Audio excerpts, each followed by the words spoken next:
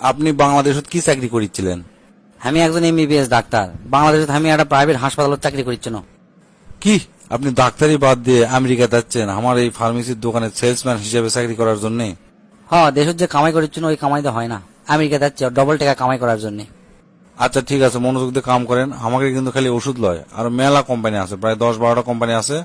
আপনি এই 10-12টার মধ্যে যে কোনো প্রোডাক্ট বেচতে পারেন, কোনো সমস্যা নাই। আপনি সেটা চিন্তা করা লাগবে না স্যার, আমি সেই মনোযোগ দিয়ে কাম করবো। এখন সকাল 9টা বাজে, এখন থেকে কাম শুরু করে দেন। সন্ধ্যার সময় আমি আসবো, আসে আপনি ক্যাঙ্কা কি বেচলেন আমি রিপোর্ট নেবো, ঠিক আছে? কি খবর রহিম সাহেব, কয়জনের কাছে মাল বেচছেন? স্যার একজনের কাছে। কি মাত্র একজনের কাছে মাল বেচছেন? এটি আরো মেলা সেলসম্যান আছে, প্রত্যেকজন 20-30 জনের কাছে বেচে, আর আপনি মাত্র একজনের কাছে বেচছেন? এল্লা কাম করলে হবি কোন? তা কয় টাকার বেচছেন আপনি? 92,95,600 ডলার। কি হচ্ছে? কয় টাকা আরেকবার কোন তো? Sir 92,95,600 dollar. শুনে তো আমার কানের খোল সব লড়ে উঠলো। তা ভাই এত টাকার কি বেচছেন আপনি?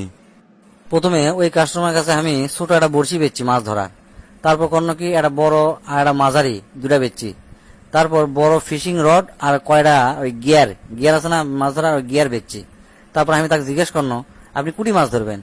তুমি করছে যে সমুদ্রের কাছাকাছি, সমুদ্রের তীরত আমি মাছ ধরবো।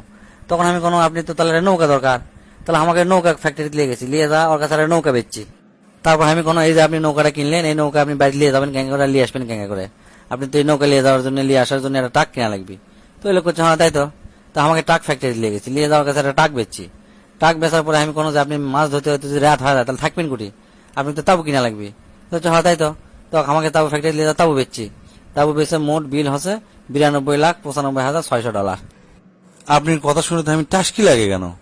একটা সামান্য একটা বড়শি কিনবার আসলে আপনি তা এত কিছু কিনালেন, এটা ক্যাঙ্গা করে সম্ভব? না স্যার, আমি তো বসি কিনবার আসেনি, ওর খুব মাথা ব্যথা করছে, প্যারাসিটামল কিনবার আসছিল। আমি তাকে বুঝানো যে ঠান্ডা মাথায় বড়শিদের সমুদ্র মাছ ধরলে আস্তে আস্তে মাথা ব্যথা ভালো হয়ে যায়, তারপরে এই কাহিনী। ভাই সত্যি করে কোন তো, আপনি কি সত্যি বাংলাদেশের ডাক্তার আসলেন না অন্য কাম করেছিলেন? এটা ক্যাঙ্গা করে সম্ভব ভাই? এত টাকার মাল একদিনে বেঁচে ফেলে দিচ্ছেন।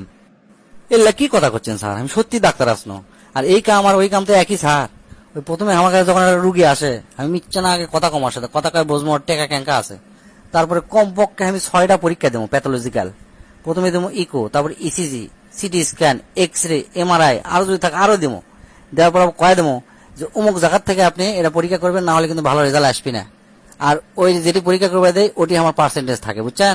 পরীক্ষা করলে আসার পর হয় কি আমি ওলা রিপোর্ট আর দেখি আর না দেখি কর্ম কি 14টা ওষুধ আমি লিখে দেবো। প্রথম 20টা না হলে উল্টা 20টা তো লিখে দেবো।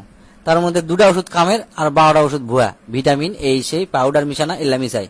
আর এই 12টা কোম্পানির থেকে আমি প্রতি মাসে বহুত টাকা করে আমি পার্সেন্টেজ পাই।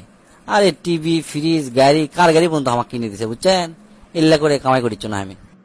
ভাই ভাই লয় বস, তুই আমার চেয়ারত বস আজ থেকে, আর আমাকে না তোর দেশত পাঠা, আমি না প্রাইভেট হাসপাতালে ট্রেনিং দিয়ে আসি।